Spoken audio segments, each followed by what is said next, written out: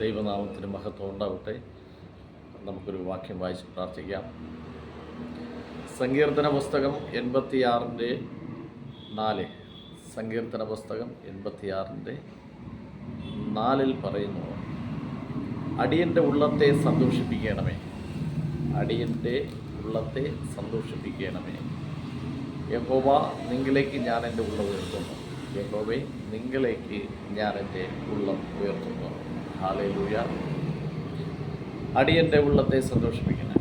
Yes, holy spirit, in the name of Jesus.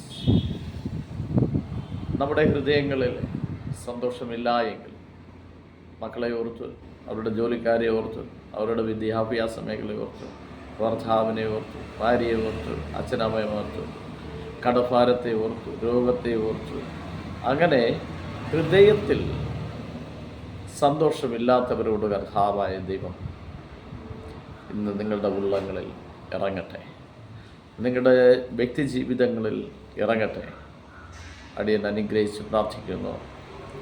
ഉള്ളത്തെ സന്തോഷിപ്പിക്കുന്ന, നൊന്ത് നീറുന്ന ഉള്ളത്തെ, കണ്ണുനീരോടെ ഇരിക്കുന്നവരെ ഓർത്ത് കർത്താവ് പറയുന്നു, ഇന്ന് ഞാൻ ഉള്ളത്തെ സന്തോഷിപ്പിക്കും.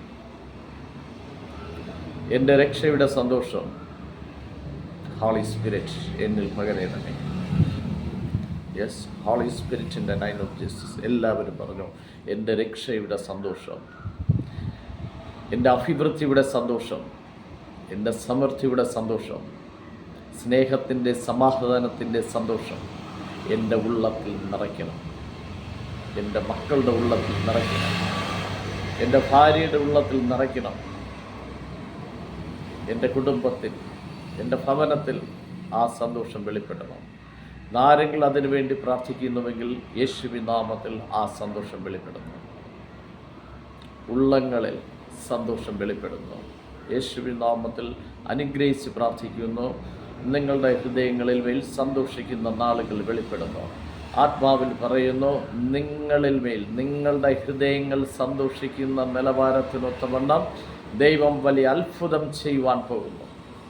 വലിയ അത്ഭുതം ചെയ്യുവാൻ പോകുന്നു. യേശുവിൻ നാമത്തിൽ അത് അങ്ങനെ തന്നെ സംഭവിക്കും.